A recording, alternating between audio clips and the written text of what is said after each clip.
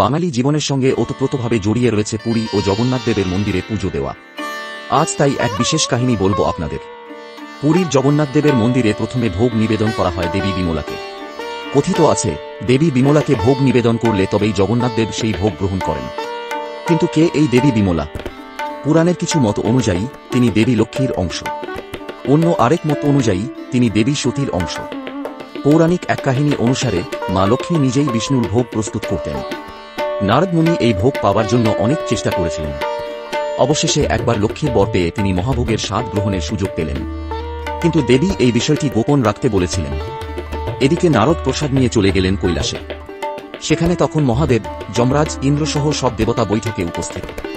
ভুলবশত জগন্নাথের মহাভোগ আস্বাদনের কথা তিনি সেখানে বলে ফেলেন, যা শুনে মহাদেবও সেই প্রসাদ ভোগ করেন। খাবার গ্রহণ করার সঙ্গে সঙ্গে তিনি খুশি হয়ে তাণ্ডব শুরু করেন। এতে কৈলাস দুলতে থাকে।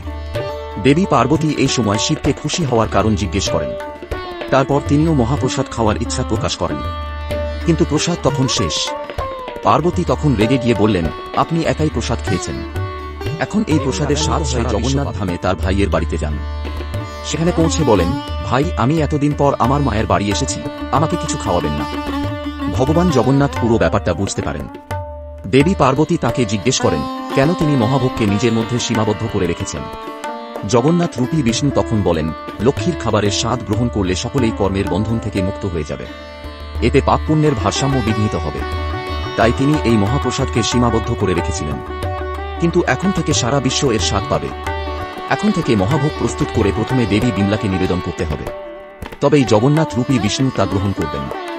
একই সঙ্গে তিনি পার্বতীকে দেবী বিমলা রূপে জগন্নাথ ধামে অধিবাস করার কথা বলেন। তখন থেকেই প্রচলিত এই বিশেষ রীতি।